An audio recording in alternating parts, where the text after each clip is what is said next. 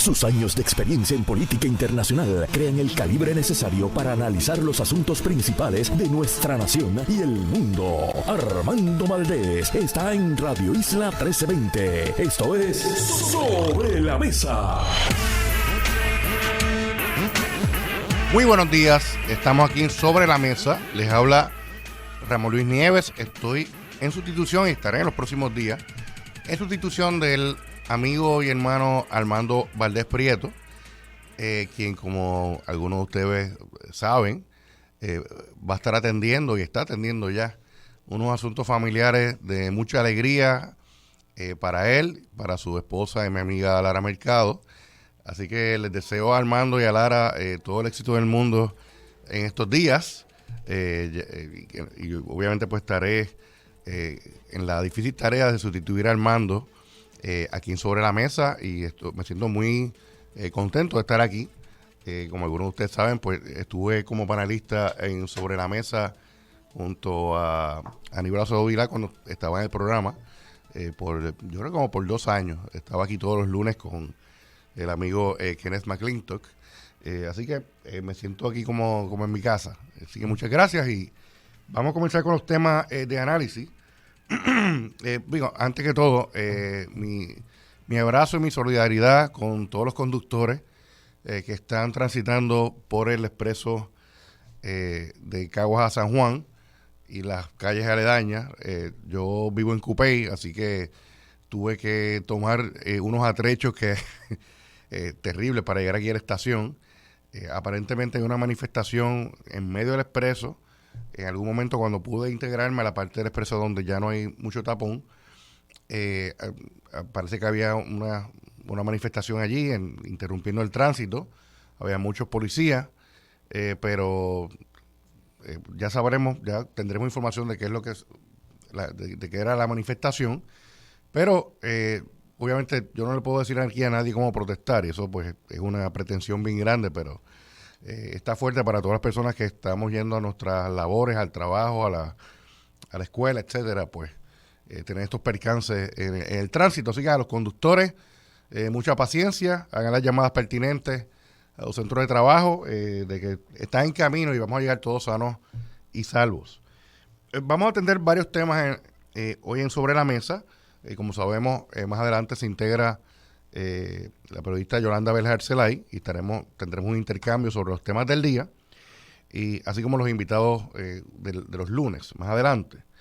Quiero comenzar con una nota que Julio estaba compartiendo en la mañana, y es sobre el tema de Luma. Parece que la controversia por la entrega de documentos, o la falta de entrega de documentos más bien, de Luma Energy a la Cámara de Representantes y particularmente a la comisión que preside el amigo representante Luis Raúl Torres, parece que hoy debe llegar a su fin. Como sabemos, hace meses la Cámara de Representantes había estado solicitando una información extensa, unos requerimientos de información bastante extensos a Luma Energy, que, como sabemos, comenzó a operar el sistema de distribución y transmisión de Puerto Rico desde el 1 de junio del 2021. Sin embargo, pues, dado unos requerimientos de la Cámara, Luma asumió la postura de negarse a entregar esa información.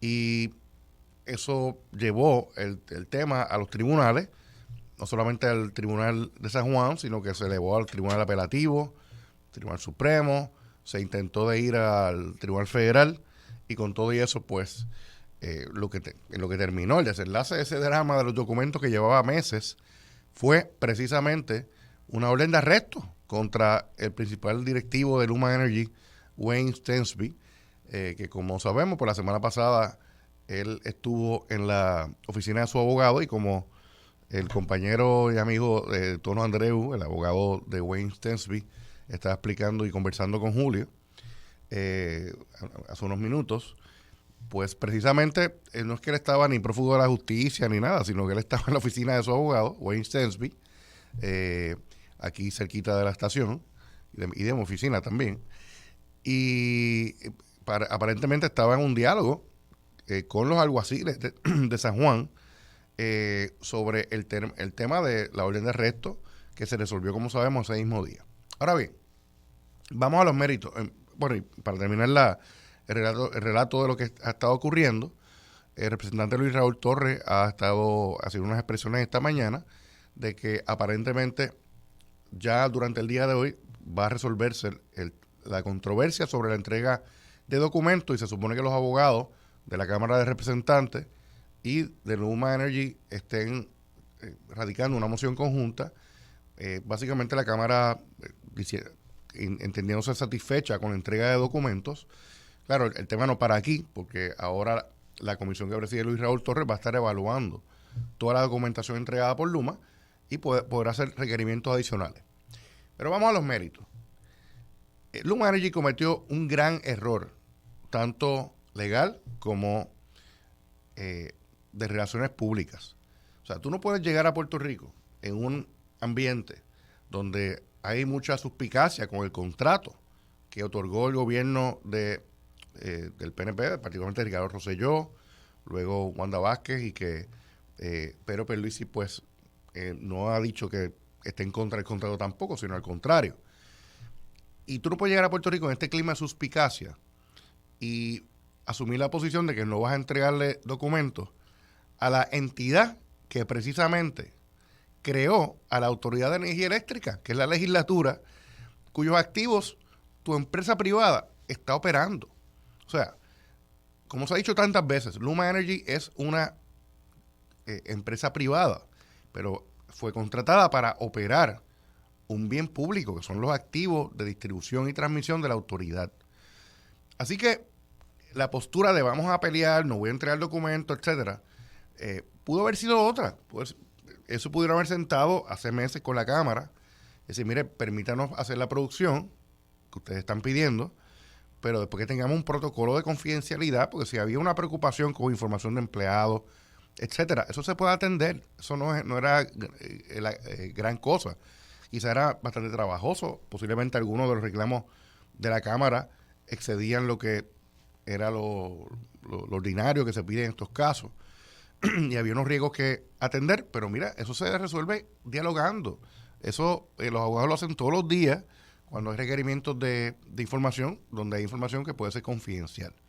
Así que la postura de vamos a pelear, vamos a los tribunales, vamos quizás hasta jugarnos unos días en la cárcel, como pasó la semana pasada, fue la estrategia incorrecta y le puso sombras a la transparencia que debería tener Luma con respecto a los asuntos energéticos en Puerto Rico. Y eso pues es un mal comienzo.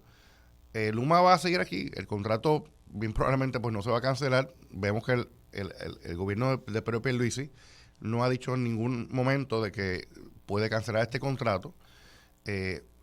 La agencia que se supone que vele por la ejecución del contrato, que es la alianza de la Autoridad para las Alianzas Público-Privadas, se supone que debe estar supervisando la ejecución de este contrato, pero nos parece que esa agencia no tiene la capacidad, y yo diría que ni los recursos para ese tipo de supervisión, pero se está manteniendo el contrato. Así que si Luma Energy va a estar aquí operando el sistema eléctrico de Puerto Rico, sepa que ese sistema es propiedad del pueblo de Puerto Rico, es propiedad suya que nos está escuchando, y que se le dio un contrato para operarlo. Y si es así, uno no puede asumir unas posturas como si uno fuera una compañía privada pura y pinta, que puede asumir alguna de esas posturas que asumió Luma. Así que esto es una gran lección que se debe estar llevando Luma en este momento, y pues parece que la controversia va a terminar hoy por el momento. Ya veremos qué tipo de información la Cámara de Representantes decide destacar públicamente o decide solicitar en adición a lo que ya Luma está produciendo en estos días. Quiero atender además un tema que se ha discutido en las pasadas semanas, particularmente relacionado a la reforma laboral. Sabemos que en los pasados días hubo una gran controversia sobre la reforma laboral, y grupos de empresarios estuvieron haciendo activamente en los medios, incluso comprando grandes despliegues de anuncios en contra de la reforma laboral, que se se ha estado considerando por la legislatura. El gobernador Pedro Pierluisi incluso añadió al debate diciendo que estaba dispuesto a que se legislara una reforma laboral sujeto a unas enmiendas y unas condiciones. Así que ese diálogo está abierto, pero la senadora Ana Irma Rivera Lacén, que ha sido promotora de la reforma laboral, ha expresado grandes preocupaciones y ha denunciado de que los cambios que se habla, que podría tener o sufrir la reforma laboral en la legislatura, entiende que se alejan de los principios que las llevaron a legislar, precisamente estas enmiendas a la reforma laboral. Así que esta controversia está sobre el tapete. Yo quiero opinar sobre eso, de que posiblemente este impasse que existe actualmente en la legislatura, con el Ejecutivo, con los patronos, puede ser una buena oportunidad para no solamente plantear el concepto principal de la reforma laboral que se está legislando, ¿cuál es? El concepto principal es revertir ciertas disposiciones de la reforma laboral del 2017, la ley 4 del 2017, legislada en los primeros días de la administración de Ricardo Rosselló. Revertir lo que se entiende fue una privación de derechos que los trabajadores gozábamos por décadas aquí en Puerto Rico. Y precisamente esa reforma laboral estuvo guiada por dos consideraciones fundamentales. Me refiero a la reforma laboral del 2017. Una era puramente ideológica y siempre insisto, aquí en Puerto Rico el término ideología se usa solamente, en muchas ocasiones, para referirse al estatus político, y eso es bien lamentable, ¿no? El concepto de ideología es algo mucho más amplio.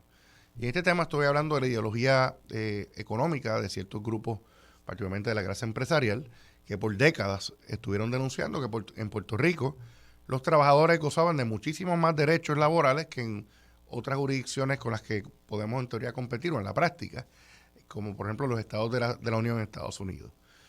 Obviamente la contraparte, o sea, lo contrario de ese argumento es de que las condiciones laborales en los distintos estados pero tienen que ver también con los tipos de mercado que se dan. Mercado laboral que puede ser distinto en distintas jurisdicciones. Pero todo esa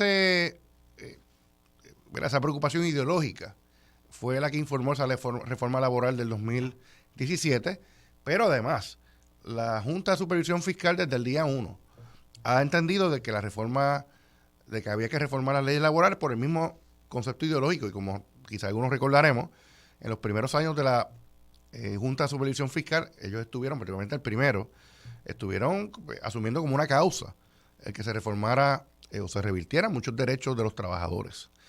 Ahora, mi invitación a todas las partes, a la legislatura, al gobernador, a la Junta de Supervisión Fiscal y a los grupos de empresarios aquí en Puerto Rico, es que puedan asumir este impasse legislativo sobre la reforma laboral como una oportunidad. ¿Oportunidad para qué?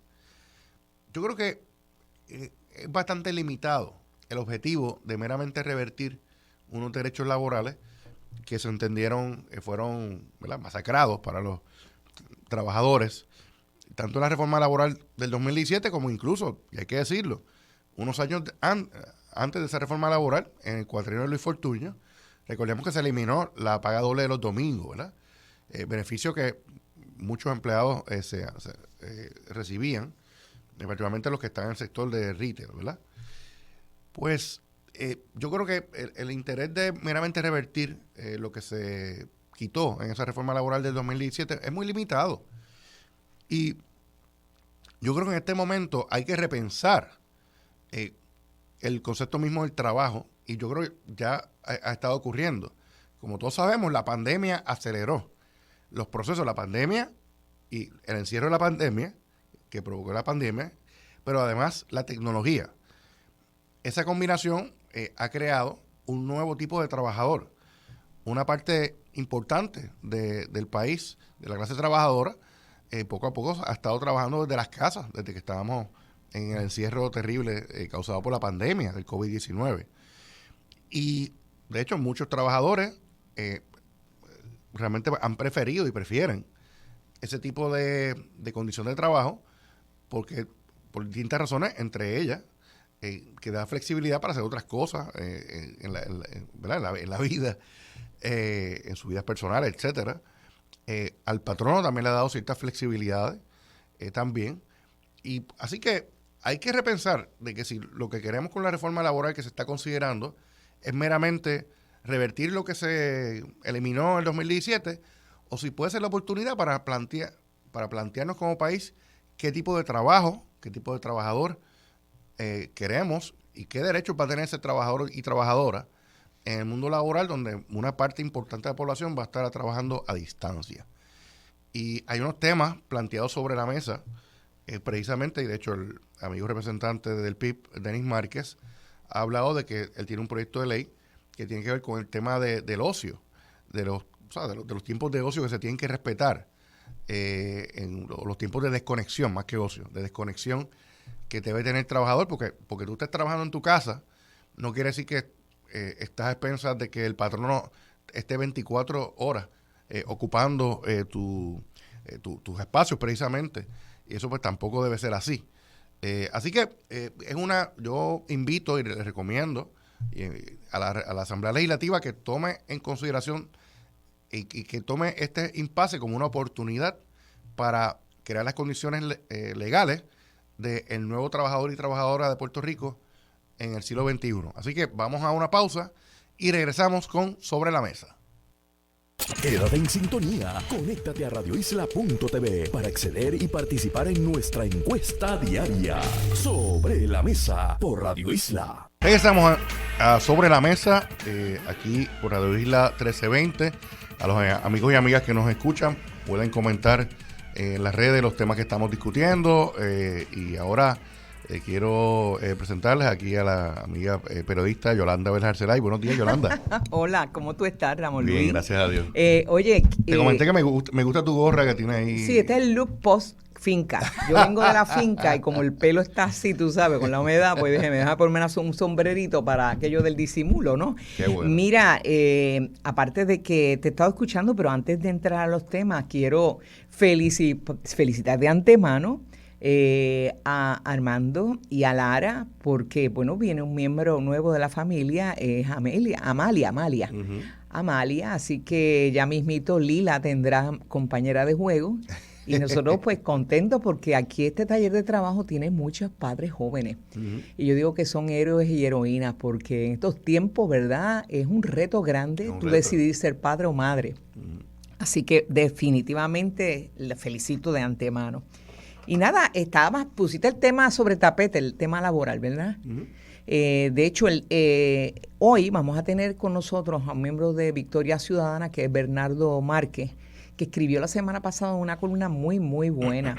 Y fíjate, yo observo que aquí se dan unas discusiones a veces en términos de la reforma laboral, los temas de desarrollo económico, y a veces se están patinando sobre un lenguaje de Guerra Fría. Estamos en la época de la Guerra Fría, que si es socialismo, que si la cuestión, entonces como si las fuerzas productivas del país fuesen, o sea, el que invierte es el que produce y los trabajadores no aportan nada. Yo creo que aquí hay una combinación y aquí hay empresarios que son patrióticos, porque hacer también negocio en este país hay que hacer patria para hacer negocio, ¿verdad? Con tantos obstáculos que el primero que lo pone es el propio gobierno. Pero no creo que haya, o sea, aquí lo que hay que buscar es afinidad y racionalidad. Ayer, por ejemplo, déjame ver si lo encuentro, el fin de semana salió un artículo relacionado con la situación en los Estados Unidos en términos laborales. 4.4 millones de personas, de trabajadores en Estados Unidos, dejaron su empleo voluntariamente en medio del periodo del COVID. Renunciaron. Y entonces el propio gobierno de Biden está diciendo a los patronos, mejoren las condiciones laborales para que retornen. Y yo recuerdo que durante los meses previos a que terminara el PUA, aquí el secretario del Trabajo y el propio secretario de Desarrollo Económico, una persona que yo aprecio mucho, el discurso era como que había una especie caímos en el discurso ese de la vagancia, Y eso no es cierto. La vacancia y las ayudas. Sí. Sí. Y de hecho, y lo que se ha demostrado es que se acabó el PUA. Y si la gente no ha retornado. Y de hecho, Yolanda, si has notado, yo creo que en el 99.9% de los negocios que uno va, particularmente restaurantes, por ejemplo, tienen el letrerito, no hay empleados. Sí. Pero, ¿qué quiere decir eso? Yo a veces quiero pensar que a lo mejor es una rebelión silenciosa de los trabajadores que dicen, ¿sabes qué? Yo no voy a estar trabajando por una miseria.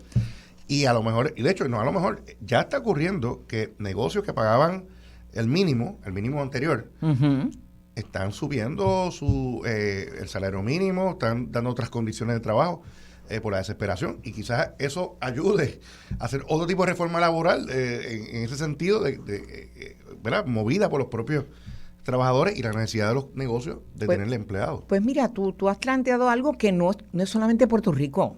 Esto es cuestión de... Exacto. Yo recuerdo también que meses atrás, te diría como 4 o 5 meses atrás, yo recuerdo haber leído en el New York Times que se había dado una vuelta a la tuerca, ¿no? Un giro dramático en el mundo laboral, y que tú sabes, cuando un producto es muy demandado, un producto que tiene mucha demanda, pues obviamente el precio se dispara, ¿verdad? Ante la demanda. Pues por primera vez en esta situación de relación de trabajo y trabajador, ¿verdad?, se le ha dado el giro contrario, es el trabajador el que ahora mismo es cotizado. Exacto. Y si está siendo cotizado, el empresario que aspire a mantenerse compitiendo, generando ganancias en su negocio, tiene que también hacer ajustes, pues porque no ya tiempos aquellos de que tú dabas unas pagas míseras, ¿verdad?, pensando en que el trabajador iba a estar ahí y las condiciones que tú pusieras. Eso cambió mucho. La situación del COVID hizo a replantearse a muchas personas, incluso si se sentían cómodos con el trabajo que estaban haciendo, si se le estaba pagando bien por el riesgo que estaban asumiendo. Exacto. Si realmente estaban amarrados si eran workaholic, si lo que estaban viviendo es en una centrífuga de producir, pero no disfrutando de la calidad de vida, que a veces es más sencilla de lo que parece. Bueno, eso pasa cuando tú estás, como estuvimos, en el momento más grave del encierro el año pasado. Tú debes estar así con tu familia, con bastante, o sea, con ocio, y empiezas a reflexionar. Pero un ocio, incluso no un ocio, ¿verdad?, improductivo, un ocio de reflexión. No de vago, sino un ocio de reflexión. De reflexión, un ocio más productivo que el ocio mismo, ¿verdad? Porque ese ocio te hace entrar a las verdades grandes de para qué estamos aquí, para qué existimos, ¿no? Y entonces yo creo que aquí tenemos que empezar a hacer ajustes en el discurso público de los que ostentan el poder, número uno, en el gobierno, y aquellos empresarios que ven al trabajador como si fuera un enemigo.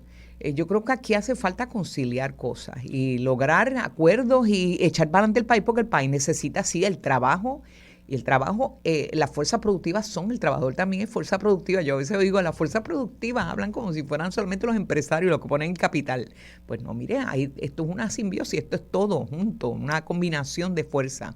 Bueno, y Yolanda, o sea, sin trabajadores no hay economía. Exacto. Y tú puedes, de hecho, como tú, he escuchado estos discursos, estas medidas son socialistas, comunistas, lo que fuera. Sí, es un discurso. Okay, pues vamos a tenerlas, pero ¿sabes qué? El capitalismo sin trabajadores no va a funcionar tampoco.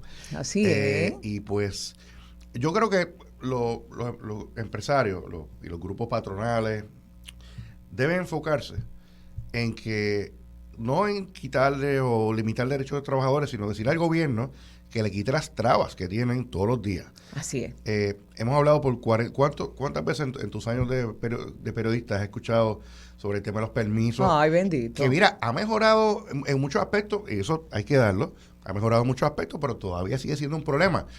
Un concepto bien básico de los permisos. Gobierno, no me pidas a mí que busque un papelito aquí o un papelito allá de información que tú tienes ya. Sí, chicos, las 7 estaciones te hacen caminar. Yo estuve en una etapa así porque junto con varios compañeros de trabajo decidimos ser empresarios propios, ¿verdad? Yo, de hecho, desde el 2014 soy cuentapropista, ¿verdad? Y me siento muy contenta de llevar las riendas a mí me encanta. De hecho, mi padre, te voy a hacer este cuento, esta anécdota a los amigos que nos escuchan. Mi papá fue comerciante a empujones en la vida, ¿no? De tanto, esta generación de los originales, digo yo, mi papá hoy tiene 90 años, pero fue un comerciante exitoso, levantó una familia y él nos miraba a nosotros, ¿verdad? Y decía, yo no sé cómo ustedes pueden ser asalariados. Él se sentía hasta ofendido, él quería que nosotros montáramos negocio. Bueno, pues nada, cierta medida sí, sus hijos pues son cuentapropistas, tenían su propio y nos va bien. Y creo que hubo un momento, un discurso del gobierno, cuando la Ley 7, que se estimuló como de un modo casi ¿verdad? Era casi a la cañona, reinvéntate. Y muy bien, Ley 7, pues no le quedó a otra gente que reinventarse de la nada y de golpe y de un día para el otro. Y mucha gente lo hizo y no miró hacia atrás. Pues así mismo, entonces, pues si tú le estimulaste eso a los trabajadores, no puedes pretender ahora que, ¿verdad? Después de tanto golpe y cuando se han reinventado y han encontrado un camino dentro de, ¿verdad? Que quizás no ganan tanto como un salario, pero ser cuenta propia le permite un desahogo más o menos razonable y sin volverse loco. Pues mira, pues tomaron el discurso, porque las grandes crisis empujan a los pueblos a buscar soluciones. Sí. Así es. Y de hecho, y bien breve, vamos ahora a la pausa ahora, pero también hay que tomar en cuenta que los negocios en Puerto Rico, durante la pandemia, han recibido una cantidad absurda de dinero gratis, como llamamos en la calle, de parte del gobierno federal, los distintos programas de PPP, etcétera. O sea que vamos a calmarnos en cuanto a eso. Los trabajadores no son los culpables. Y hubo un momento dado, casi al inicio de la pandemia, en que los patronos despidieron gente porque no tenían negocio, cerraron todo. De momento vino aquella ayuda para dar préstamos a muy bajo y cuidado y condonándolos también. Entonces pidieron el empleo que volvieran para atrás, ¿verdad? Hubo unos que no volvieron, entonces se molestaban con ellos. Mira, todo el mundo hace su cálculo, los cálculos de negocios, tú haces planes de negocio y los individuos también hacen planes de su vida. No puedes caerle encima a la gente porque el plan de su vida no va compatible con tu negocio, ¿tú sabes? Esa es la realidad.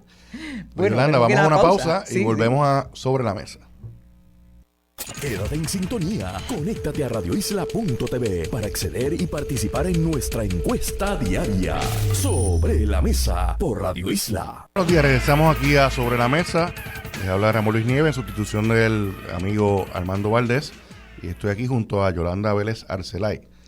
Yolanda, yo creo que en la pausa estuvimos haciendo otro programa alterno. Ah, sí. Pero quizás quería traer ya mis minutos finales antes de pasarte la rienda aquí del programa. Yo creo que esta discusión que teníamos es bien pertinente y debemos darle más detalles en los próximos días, que es importante para Puerto Rico. Aquí en Puerto Rico tiene que haber una discusión más amplia sobre el desarrollo económico, ya que se está aprobando un plan de ajuste del gobierno para atender la quiebra del gobierno. ¿Cuál va a ser el Puerto Rico que va a quedar después del plan de ajuste en este momento de distorsión tal vez del modelo económico por el COVID, etcétera, pero también un momento de distorsión de la economía dada la entrada, algunos pensarán que a cuenta gotas, pero hay una cantidad absurda de fondos federales que se ha estado aprobando por el Congreso de Estados Unidos, el gobierno de Estados Unidos, desde María hacia acá. Entonces, tú tienes uno de dos problemas. Un país puede tener problemas de que no tiene recursos para realizar obras. Pero hay otro problema distinto, que tengas demasiados recursos, pero no los puedas saber administrar. Y Puerto Rico, como tú mencionabas ahorita en la pausa, tiene un problema terrible de gerencia. Sí. O sea, que podemos tener todo el dinero del mundo federal que puede, en teoría, transformar las condiciones de vida de los puertorriqueños positivamente, pero si no lo administran bien. Pero fíjate, Ramón Luis, es que esto es como parece que vino primero el huevo o la gallina, ¿verdad? Aquí hay un problema de que están a punto de aprobar, si se aprueba tal como lo somete la Junta, un plan de ajuste que va a crear, y tú estabas sacando el cálculo, ¿verdad? La aritmética no cuadra. Eso fue fuera del aire, que estaba comentando Yolanda. Sí. Que vamos a poner que el presupuesto de Puerto Rico sea $10,000 millones, no tengo el número. Más o menos, 10,000 millones más o menos, por ahí exacto. Ronda, ¿verdad? Puerto Rico, el gobierno de Puerto Rico no pagaba los retiros del presupuesto general porque tenían sus propios fondos de pensiones. Sí. Ya hace unos años para acá se está pagando del entró al pote y de ahí se está sacando. Réstale como $2,000 millones de pesos. tienes ahí de que vamos a comenzar a pagar una deuda reestructurada. Y el servicio de la deuda es casi 2.000 millones de pesos, un poquito más de 1.000 millones de dólares. Ahí. O sea, usted siga restando. De los 10.000 millones, vayan restando. Vamos como por 7, por 6, por 7. Sí. Entonces, en algún momento, un ingreso tremendo que recibe el gobierno de Puerto Rico, que es los ingresos de la ley 154 de las corporaciones foráneas, va a llegar a su fin. Va a llegar se supone que se sustituya, pero yo no he visto ninguna sustitución potencial, ¿verdad? O sea, que si del pote de 10.000 millones, que es el que permite operar el gobierno, dar servicios al país, ¿verdad? Mantener esa rueda gubernamental que aunque no lo queramos, pero es el motor de este país, porque aquí el empresarismo está lento. Pigmeo. Entonces, si esto pasa, ¿verdad? Si se sigue minando el dinero en obligaciones, ¿qué queda para dar servicio? ¿Qué queda para operar de un modo razonable si ya de por sí, sin que entre el pago de la deuda, tenemos servicios precarios? Entonces, mirando ya al macro, ¿cómo vamos a tener herramientas para un desarrollo económico cuando se ha amarrado, por ejemplo, un IBU? Se ha ignorado con el pago de la deuda. Está hipotecado por décadas. Si el IBU, entendemos que el IBU afecta el desarrollo económico, ¿verdad? Pues, y queremos inventar otra herramienta, no la podemos hacer porque estamos amarrados, porque se amarró con la deuda, y esto es por décadas. Así que es como un tatuaje en la piel. Y entonces uno dice, bueno, pero es que los caminos se van estrechando. Entonces, yo te comentaba que aquí se está descansando los millones y millones de dólares que van a llegar del gobierno federal, que llegaron muchos ya y no los han podido mover, ¿verdad? Porque aquí la gerencia gubernamental ha dependido de gente, y tengo que decir muchas de ellos, algunos quizás competentes, pero muchos de ellos que vienen por favores políticos a posiciones de gerencia, que nos han creado problemas mayores de los que tenemos ya, ¿verdad? Y entonces, ¿cómo vamos a mover ese dinero que se necesita para que entre, ¿verdad? Que percole y mueva la rueda abajo en todo el país y mantenga esos recaudos moviéndose para poder pagar la deuda y pagar los servicios esenciales? Yo no sé. Pero la muestra la hemos visto con Ricky, con Wanda Vázquez y ahora con el propio Pedro Pierluisi. O sea, yo no veo moviéndose tan rápido la rueda y la gerencia de las agencias de gobierno lentísima. Y entonces quizás como diríamos, la mina para atraer gerencia buena, que es de la Universidad de Puerto Rico, la que movió la generación aquella cuando estaba Tocqueville, pues sencillamente no lo estamos viendo porque la universidad la está marroneando desde adentro y desde afuera. Y entonces, ¿qué clase gerencial vamos a tener aquí si se están yendo, están emigrando? Sí. De verdad, fatal el panorama. Hecho, Yolanda, te comento también de que ahora, con ese presupuesto ya bastante limitado que va a tener el gobierno para operar, después de todas esas obligaciones que enumeramos, el discurso y la obligación de preservar los servicios esenciales al pueblo. Y de hecho, tú sabes que ha habido un reclamo de hace años. Definan los servicios esenciales. Sí, pero eso tiene otra cara de la moneda. Si tú defines los servicios esenciales, hay unos servicios que no son esenciales. Entonces, ¿qué va a plantear?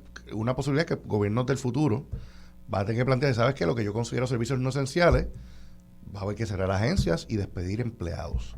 Porque la matemática no da, y esto es una situación terrible, y la pregunta es cómo el gobierno actual, la legislatura actual, va a plantearse, y ya tiene que empezar a planificarse, para ese presupuesto bastante limitado con el que va a operar el gobierno, ¿verdad? Quedan también ahí los municipios que están, ¿verdad?, en su situación fiscal bastante precaria. Si me preguntan a mí, yo creo que la gran mayoría de los servicios debería prestar los municipios que están más cercanos a la gente. Yo pienso lo mismo. Tú sabes, el alcalde del pueblo va a la panadería, la gente le reclama, o sea, tiene una cercanía más grande con la gente. Y yo creo que, y fíjate, Yolanda, hasta el huracán María, que estaba pidiendo mucha gente, elimine el municipio. Ya tú no escuchas eso, porque ¿quiénes fueron los que salvaron la gente? No. Los alcaldes, los gobiernos municipales. El gobierno central fue incompetente y pues por culpa de la incompetencia del gobierno central murió mucha gente en este país. Sí, la falta de ayuda no llegó aquí. Hubo gente que sufrió de hambre, gente que murió en sus casas por falta de oxígeno, falta de la luz, la agilidad, no hubo respuesta. El primero que falló fue el Departamento de Salud y eso hay hasta un informe del Inspector General de Salud Federal. O sea, de verdad, yo me quedo asombrada. Y creo que tú tienes razón. O sea, son los gobiernos locales los que van a tener la clave, pero ahí el país mismo va a tener que pensar y repensar a quienes eligen dentro de sus gobiernos locales y darle refuerzos gerenciales y administrativos. Porque, oye, el que te cojan alcalde no quiere decir que tú automáticamente por una varita mágica eres gerencialmente apto. Aquí hay gente, bendito, que no sabía distinguir de un déficit. De hecho, hay un chiste. Viene este alcalde que llega de nuevo a la alcaldía y le dice, mire, hay 2 millones de déficit. Pues con esos 2 millones vamos a hacer un parque. Pues eso, a ese nivel estamos, ¿no? Hay alcaldes que cuando pasan de ciertos números de cero, ya no saben qué más, cómo se cuentan. Eso es una realidad. Así que aquí hay que mejorar gerencialmente los gobiernos locales. Así mismo. Pues Yolanda, me despido por hoy, pero aquí está sobre la mesa. Me dejas con Kennedy y con Víctor, ya mismito. Eso está fuerte, pero saludos a los amigos. Te veo mañana, Víctor, nos vemos mañana. Saludos a todo el mundo y... Próximo en Radio Isla 1320. Amigas y amigos, como todos los lunes, tenemos el panel del ex secretario de Estado y expresidente del Senado, Kenneth McClintock, así como el ex representante por el Partido Independentista puertorriqueño, Víctor García San Inocencio. Hoy también nos va a acompañar, porque es lunes y el lunes de podcast, el catedrático y analista Jorge Schmidt Nieto. Y hemos invitado también hoy al representante por Victoria Ciudadana, Bernardo Márquez. Vamos a estar hablando también de reforma laboral. Todo esto en breve. Los asuntos de toda una nación están sobre la mesa. Síguenos con el análisis y discusión en Radio Isla 1320. Esto es Sobre la Mesa. Bueno, hay muchos temas sobre la mesa. De hecho, que vencen o tienen plazos, por ejemplo, el día de hoy, esta semana. Por un lado está el plazo de las 5 de la tarde para que el Ejecutivo de Luma, o mejor dicho, la Cámara de Representantes certifique que todos los documentos requeridos a Luma han sido entregados, o de lo contrario, el desacato en suspenso que había dejado el juez Anthony Cuevas, pues está ahí pesando sobre la cabeza de su principal ejecutivo, Stensby. Número 2, esta semana está venciendo el término ya para que se confirmen o se cuelguen los nombramientos hechos por el gobernador y que en la sesión pues aparentemente ya está a punto de terminar. Así que vamos a estar hablando de esto con el panel e inmediatamente le damos la bienvenida a Kenneth McClintock. Saludos, Kenneth. Muy buenos días a ti y a Víctor. Saludos. Víctor, ¿cómo estás? Saludos, muy bien, gracias a Dios. Buenos días a ti, a Kenneth y a todas las audiencias. Bueno, ustedes no creo que hayan pasado el tapón, ¿verdad?, que hubo en el Expreso, un tapón de los padres de niños de educación especial. Sé que muchas personas, ¿verdad?, en el tránsito vivieron lo que vivió Ramón Luis Nieves, que venía desde Cupey, pero pues aquí he encontrado dos situaciones, ¿no? El reclamo, quizás hay muchas personas que piensan que este tipo de protesta dentro del área de verdad donde van marchando familias, individuos a los trabajos, a las diferentes cosas, pues no son efectivos y pueden ser hasta contraproducentes. Yo no soy muy afín a ello, pero bueno, de todos modos, no soy afín porque creo que a quien hay que hacerle ese tipo de gestión es a los ejecutivos y funcionarios que penalizan a estos padres tan sacrificados con sus hijos de educación especial. Pero bueno, nada, es un tema que es aleatorio. Vamos rápidamente. Bueno, no es aleatorio el tema de la educación especial y la falta de recursos, acabo y digo, no, sino la estrategia escogida. Pero me gustaría hablar sobre lo que está pendiente. Luma y su ejecutivo está rindiendo documentos, no se sabe si están cumpliendo del todo, pero ¿cómo vieron ustedes todo lo que se ha desencadenado, verdad? Es más, desde marzo que se le ha estado requiriendo a estos ejecutivos los documentos, y es ahora cuando tienen que contratar a unos abogados criminalistas para evitar que el ejecutivo vaya a la cárcel por un desacato. ¿Quiénes?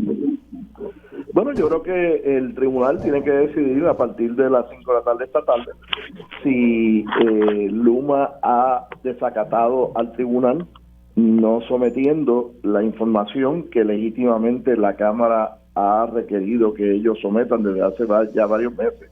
Y si entienden que han desacatado, pues tomar las medidas correspondientes, que incluyen poner tras las rejas al principal ejecutivo de esa empresa hasta que cumplan con la información requerida y ya no estén desacatando al tribunal. Fuera de eso, yo no tengo realmente más nada que comentar. Pues aquí lo único que hay que hacer es implantar la ley. Implantar la ley. Pero fíjate, Kenneth, antes va a pasar a Víctor, hay unas cosas que pasan, ¿verdad?, dentro de todo esto que la gente observa. Entonces, he observado en las últimas, bueno, no las últimas semanas, bastante tiempo, pero con más agudeza esta semana, que el gobernador decidió asumir un papel de como una especie de, como si fuese una especie de mediador de la cosa de buscar la conciliación entre las partes. Existe un Fermín Fontane, ¿verdad?, que se supone que es el que fiscaliza el contrato de la APP, y un Omar Marrero que ha sido confirmado como secretario de Estado, todos adoptando un discurso como si esto hay que pasar la página.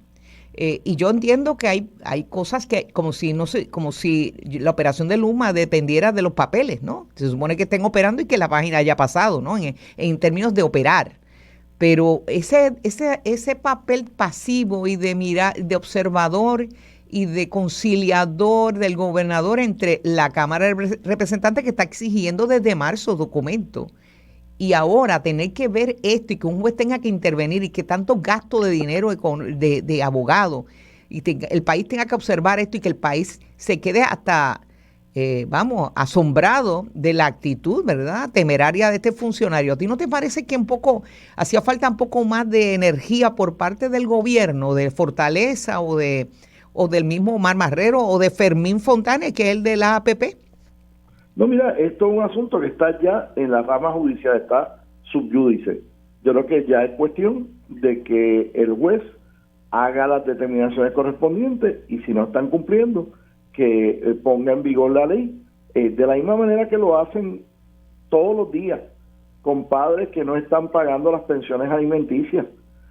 Usualmente un tribunal te da 1 o 2 oportunidades para que te pongas al día, y si no lo haces, pues te dicen, pues pasa por el tribunal, pero tráete el cepillito de dientes en el bolsillo porque vas para adentro si no cumple. Entonces, y no es por no pagar, es por desacatar al tribunal. Entonces me imagino que en Stensby tendrá su mochila con su cepillo de dientes preparado, porque eso lo tendríamos que ver, ¿no? No tiene que traer la mochila con el cepillo de dientes en el bolsillo suficiente. Okay. Pero ya esto es un asunto que está en la rama judicial. El gobernador sí está exhibiendo una actitud conciliatoria en términos de que Luma Energy tiene un contrato que obtuvo tras un proceso legítimo, y tiene que cumplirle al pueblo de Puerto Rico. Fíjate que la que está en discusión en el tribunal no es si está cumpliendo o no está cumpliendo con proveer la electricidad con la mayor calidad y al menor precio posible, es sobre si está cumpliendo con una información que todos los jefes de agencia en Puerto Rico cumplen mensualmente. Así es. En los tiempos míos yo tenía que someter bajo juramento un documento mensualmente a la oficina contralora que decía cuántos empleados yo tenía, cuánto les estaba pagando, cuántos me renunciaron el mes anterior, cuántos se murieron el mes anterior, cuántos nombré el mes anterior. Toda esa información se suple de ordinario por todos los jefes de agencia en Puerto Rico mensualmente. Bien. Víctor. Buenos días de nuevo a todos. Luma no ha entregado la información ni los documentos porque hay información escandalosa. porque hay información que compromete la irresponsabilidad de la manera en que fueron contratados y en que se le han dado millones y millones y millones largos con la anuencia de la administración PNP anterior y la administración PNP actual. La defensa a ultranza del gobernador Pierluisi a Luma durante tantos meses, que ahora pues habla en términos más de mediador, responde al escandaloso contrato, que es un contrato que se da por mediación de FEMA y de la Junta de Supervisión Fiscal y por el poder de cabildeo en el Congreso a una entidad que se suponía que traía gran experiencia a Puerto Rico y que iba a hacer inversiones en el país. Ninguna de las dos cosas ha pasado.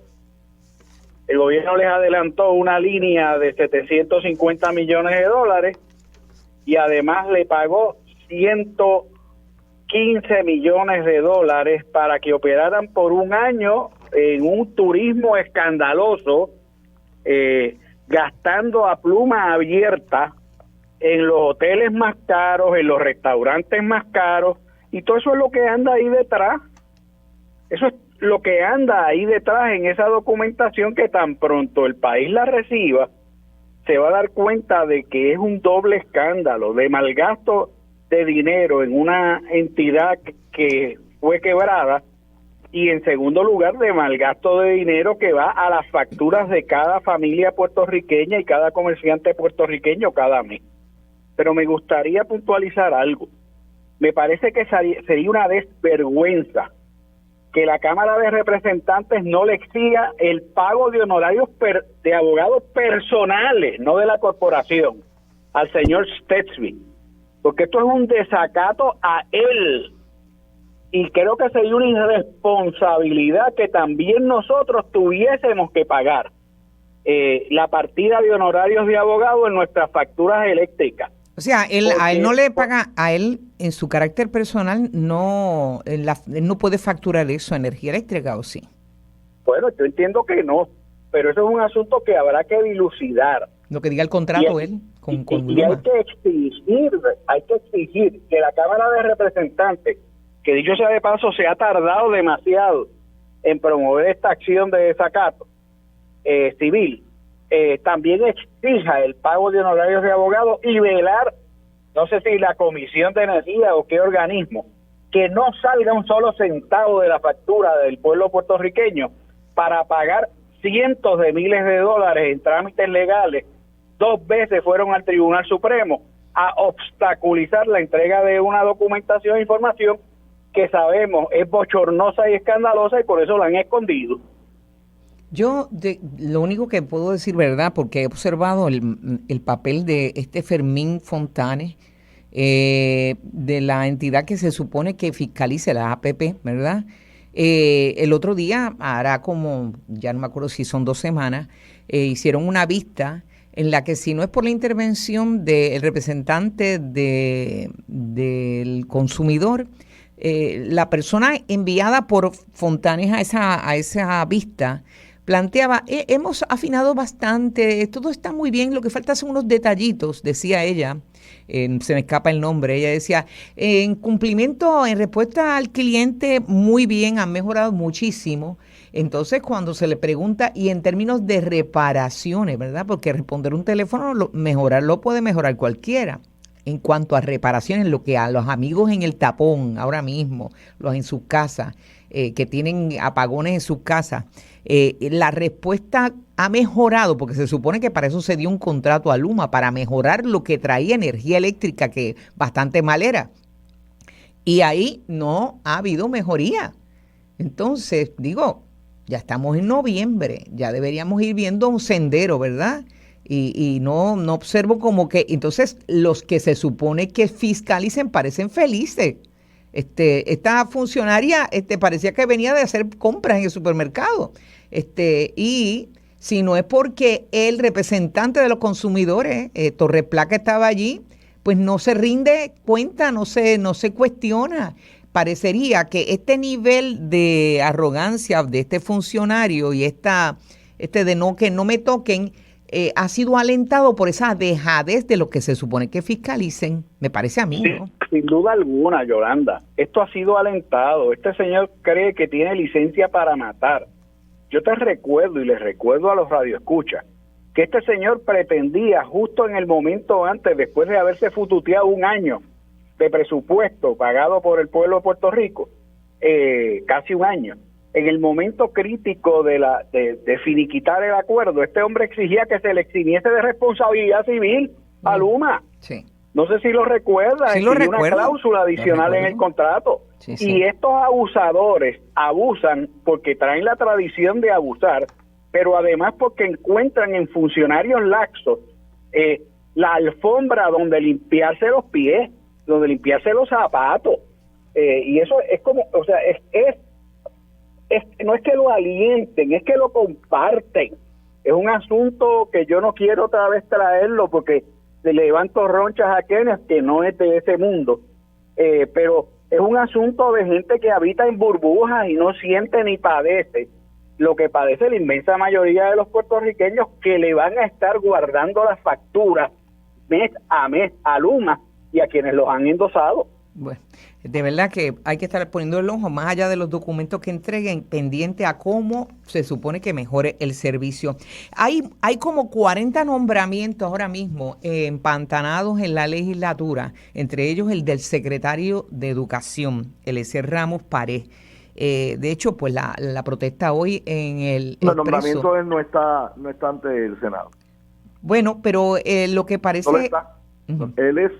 Él fue nombrado como secretario interino. Interino, sí. Y fue aceptado como secretario interino.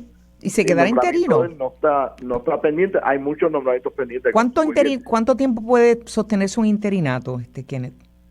El interinato de él se vence mañana. Precisamente. El día fin de sesión. El gobernador parece que, o por lo menos la información que se publica, no sé si por fuentes o qué, ahora tengo un poco de duda, lo leí el fin de semana, era que el gobernador tenía ante sí la posibilidad de dejar que venza, lo cual caduca, ¿no? Su nombramiento, para entonces renominarlo, pero en propiedad.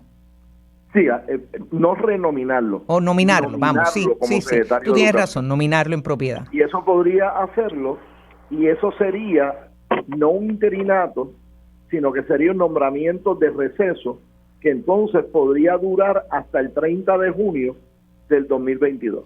¿Y por qué? Si no lo confirman antes, yo creo que si lo nombran secretario de Educación, mi impresión es que el Senado estaría más dado a confirmar. Por eso, pero ¿por qué entonces en receso? ¿Qué pasaría después entonces en el año que viene, cuando termine la sesión?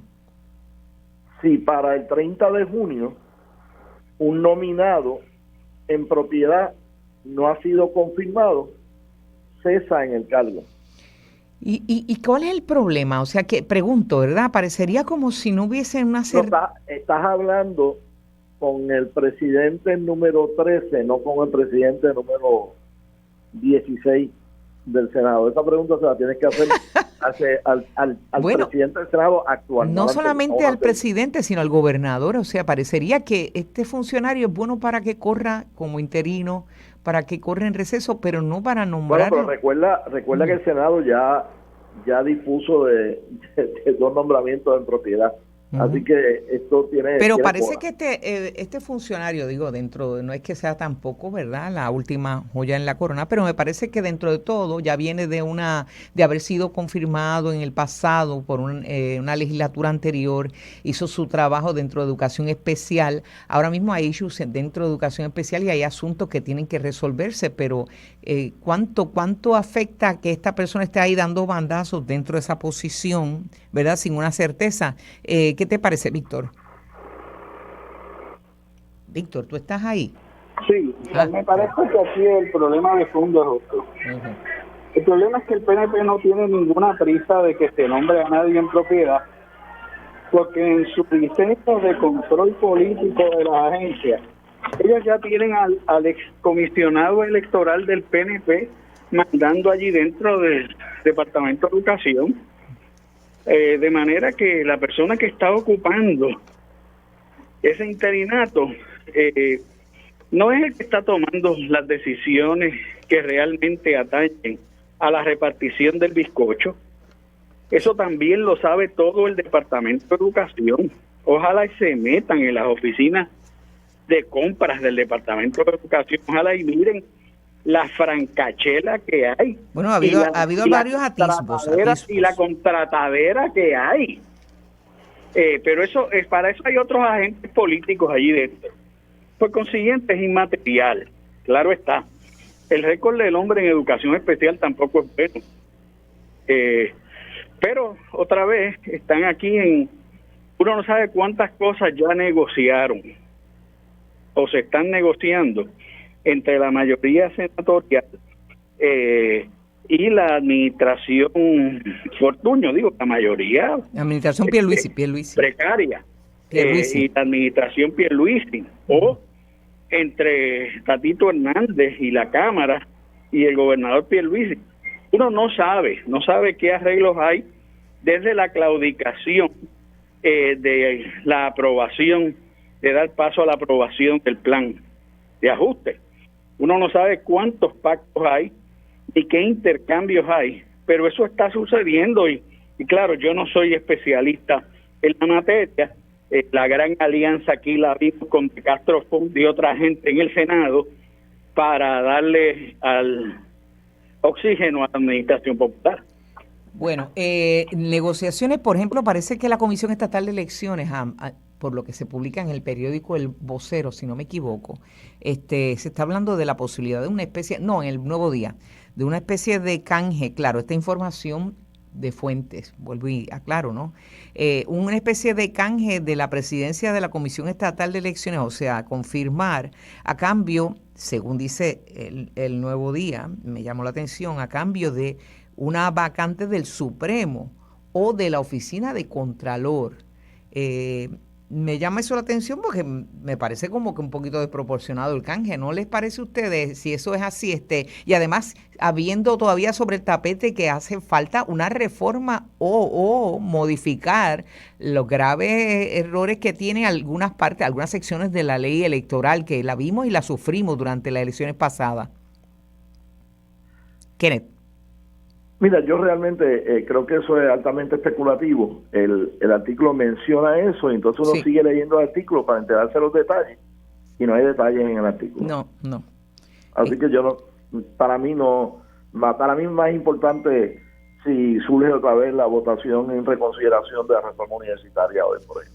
¿Esa te preocupa más? ¿Tú crees que tiene vida porque posible? Yo creo que, primero que nada, la reforma universitaria que están proponiendo provocaría la pérdida inmediata de la acreditación de la Middle States, porque no se han seguido los pasos que el gobierno de Puerto Rico ha acordado con la Middle States que tiene que seguir para hacer cualquier cambio significativo en la gobernanza.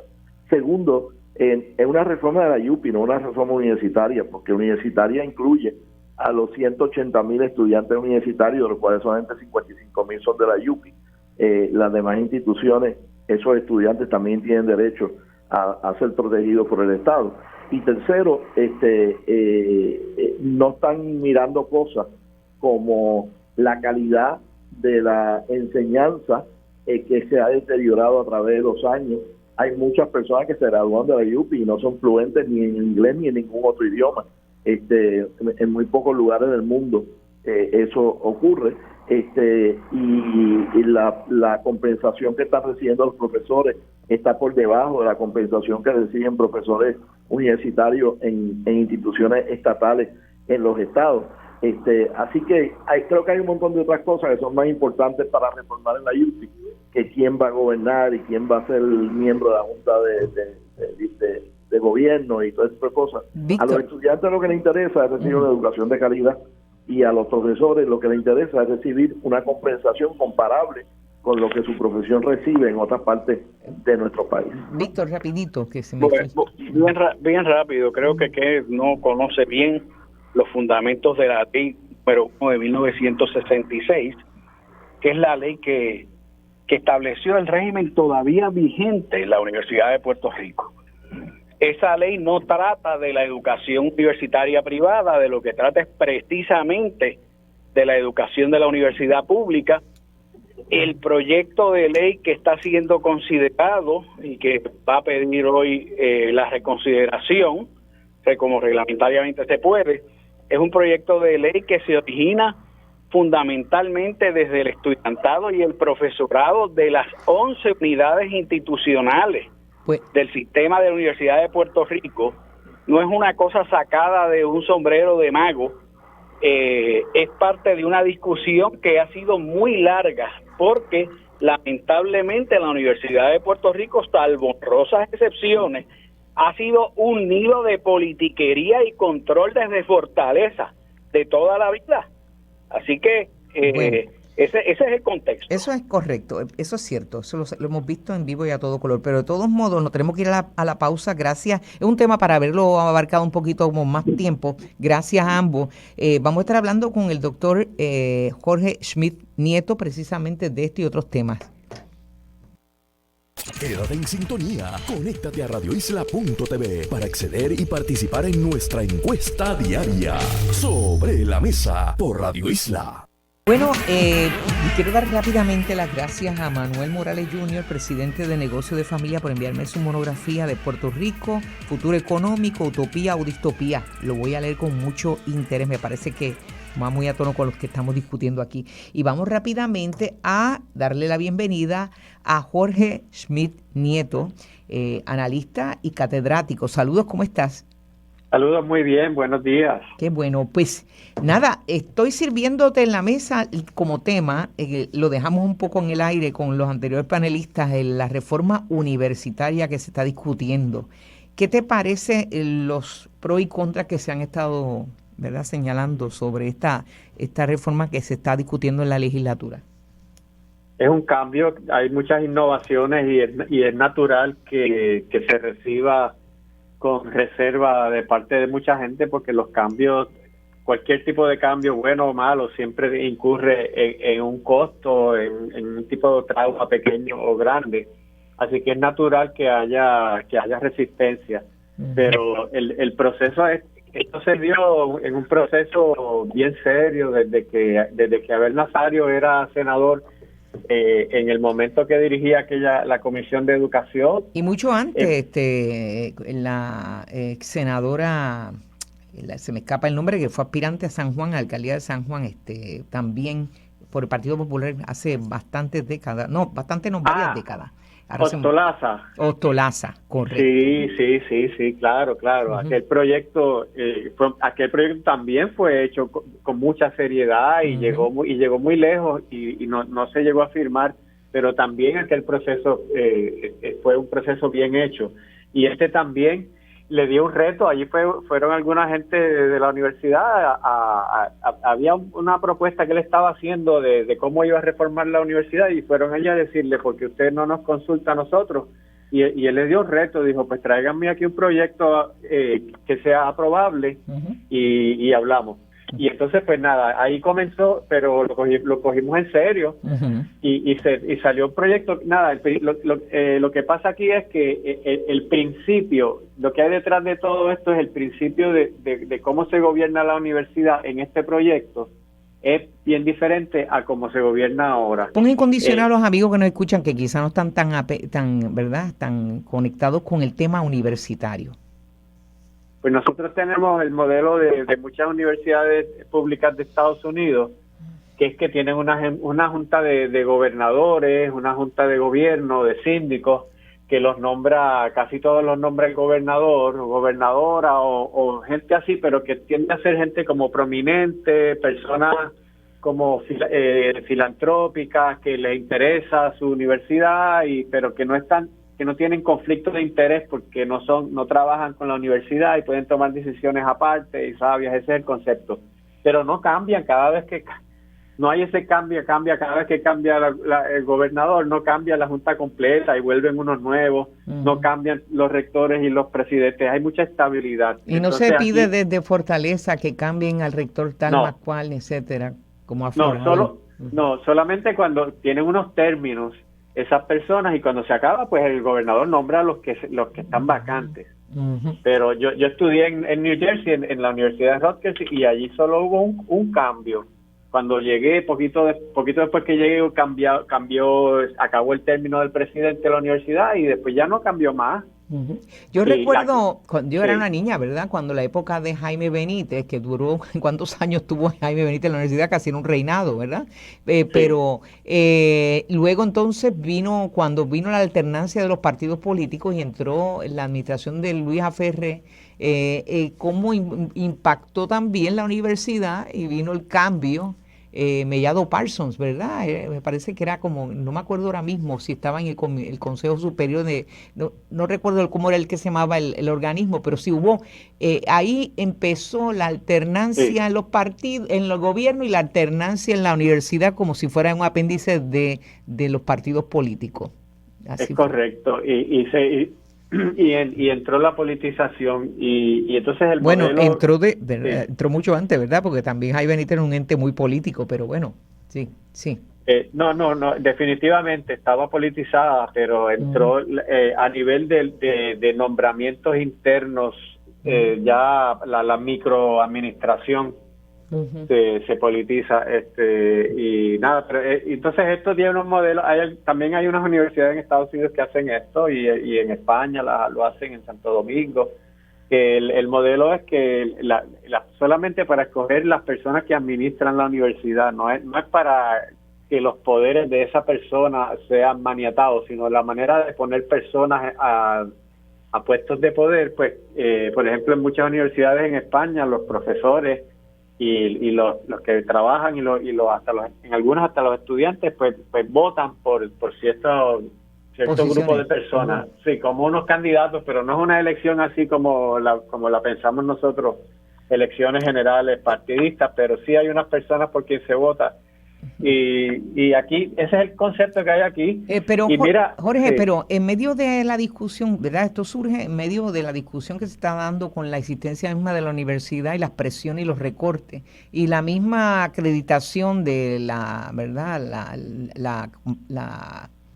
La Middle State Association, y todas las presiones que se están dando por todos lados, ¿no? En la universidad.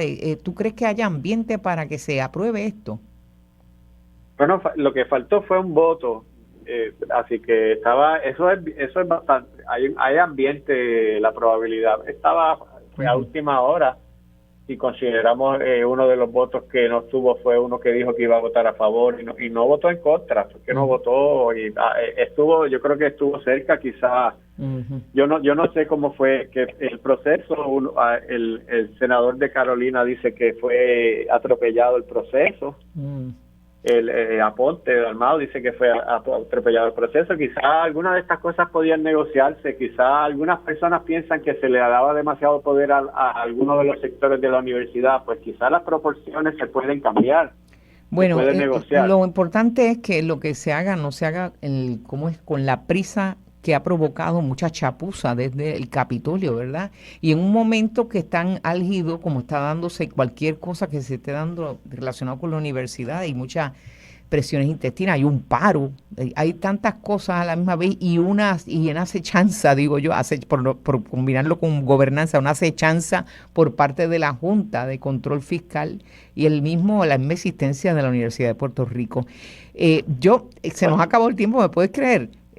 Pero bueno, tocamos entonces otros temas para el próximo lunes.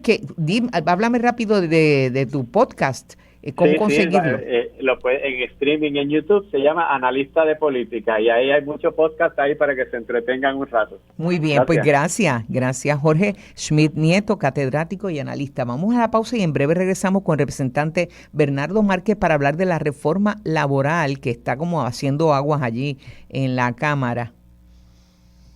Quédate en sintonía, conéctate a radioisla.tv para acceder y participar en nuestra encuesta diaria Sobre la Mesa por Radio Isla. Le damos la bienvenida de inmediato a el representante Bernardo Márquez, porque en estos momentos ustedes recordarán, amigos, saludos, Márquez, está por ahí, ¿verdad?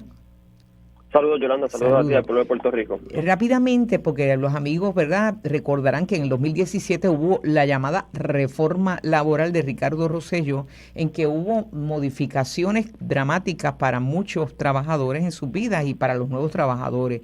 Y se estaba buscando conciliar esto. ¿Qué ha pasado? Aparentemente hay tranque. ¿Qué ha habido nuevo, representante?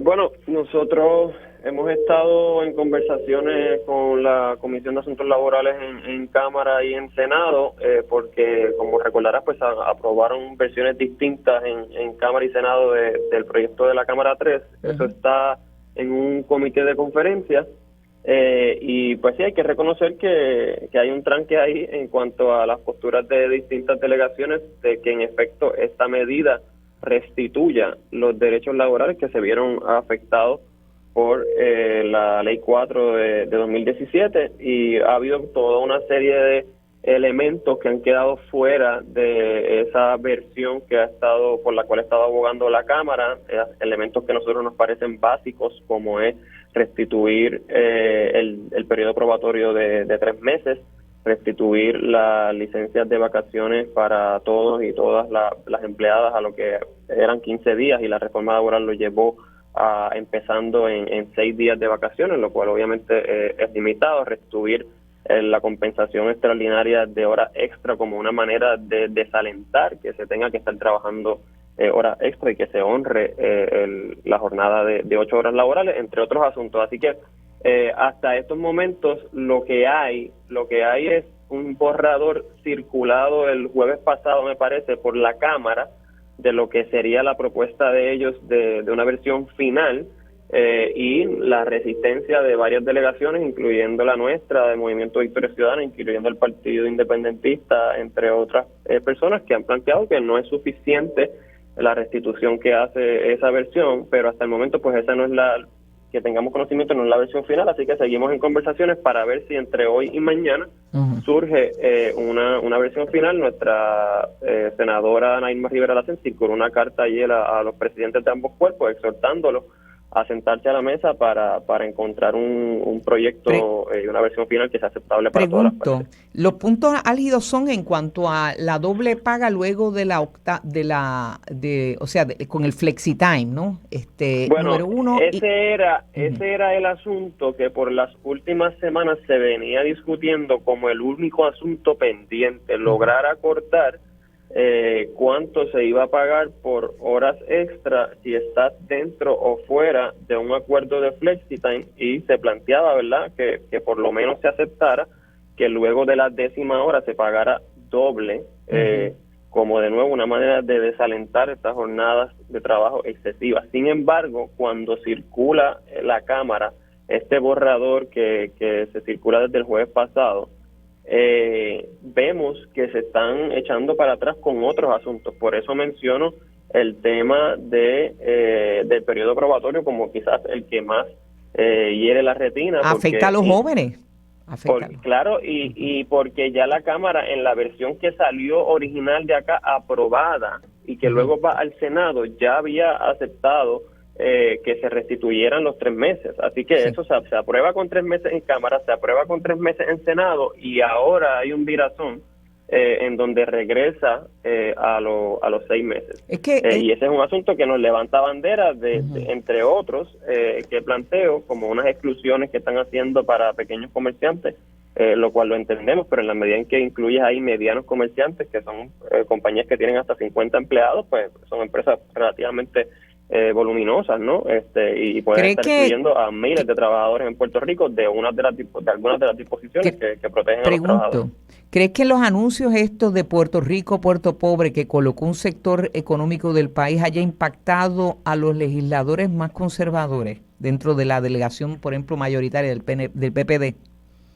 Sí, creo que puede ser algo en esa dirección. Sabemos también que la posición de Fortaleza ha sido ambigua en cuanto a enmendar algunos aspectos y otros no, pero nosotros lo que hemos insistido en todo momento es que aquí se han hecho unos compromisos programáticos desde el inicio del cuatrenio. Aquí la Cámara empieza su sesión con el presidente de la Cámara anunciando que esta Asamblea Legislativa iba a derogar la reforma laboral, y este proyecto no hace eso del todo, ¿no? Enmienda varios asuntos, y por eso nosotros hemos planteado, nosotros hemos ido participando efectivamente de la conversación para encontrar un proyecto que sea aceptable para todas las partes, claro, pero todo dentro del entendido básico de que lo menos que podemos hacer con la clase trabajadora, y de mi parte siendo bastante vocal en cuanto a la juventud, que es la que se vio más afectada por esta reforma laboral, porque todas sus disposiciones, o la mayoría de ellas, tenían aplicación prospectiva. Así que los que ya estaban en el mundo laboral, los que ya tenían sus vacaciones, los que ya tenían sus periodos probatorios superados, no se vieron afectados. Se vieron afectados la gente que entró al mundo laboral entre 2017 y 2021. Claro. ¿Y quiénes son esos? Los jóvenes. Sí, hay dos categorías de trabajadores, y los jóvenes se llevaron la peor parte, los que entran nuevos a la fuerza laboral, y es como vivir un poco de espalda a que nosotros no solamente no somos únicos en el mundo, existe el aeropuerto y existen los boletos, ¿verdad?, de pasaje. Entonces tenemos una generación que la estamos empujando a irse si no hacemos ajustes. Tenemos que retenerlo. En Estados Unidos 4.4 millones de personas optaron por no volver al trabajo. Aquí también está pasando. Se está empujando al mercado informal, a un sector de la población, y después nos preguntamos, ¿por qué es que no vuelven al trabajo? Pues no vivimos solos en el planeta, hay competencia, y los trabajadores ahora son un bien muy cotizado, bueno, lo ha sido siempre, pero más cotizado ahora que nunca. ¿Hasta cuánto podrían ceder la delegación de ustedes de Victoria Ciudadana, conociendo que por lo menos, aunque sea un par de enmiendas, hace falta inmediata, aunque no se logre la totalidad? Sí, nosotros es que hemos lanzado propuestas, y desde el liderato que ha asumido la compañera Ana Irma Rivera en la Comisión de Asuntos Laborales ha presentado una serie de alternativas. Lo que ocurre es que con esta versión que te menciono que nos circularon, es como dar 10 pasos hacia atrás, porque de nuevo la conversación de la última semana era cómo podemos llegar a un entendido en cuanto a la paga extraordinaria, y en cuanto a la paga extraordinaria estábamos buscando mecanismos para que fueran solamente unos días al año, para que fuera luego de la hora décima, y eso se estaba discutiendo y se estaba logrando un entendido. Cuando entonces circulan este borrador que nos echan para atrás 3 y 4 derechos adicionales a los que ya se habían superado en ambos cuerpos, pues es que se complica la discusión, y por eso en estos momentos pues vuelve a estar en un estado de incertidumbre si se va a aprobar en esta sesión esta reforma laboral. Gracias, Bernardo Márquez, representante por Victoria Ciudadana. A los legisladores, el país lo está mirando, los jóvenes que esperan reivindicaciones están esperando. Aquí cualquier cosa desequilibra la fuerza laboral y se nos van. Así que no estamos solos, vamos a retenerlo, no hagamos que cojan la maleta y se vayan. Bueno, lo próximo, Mili Méndez en Dígame la Verdad.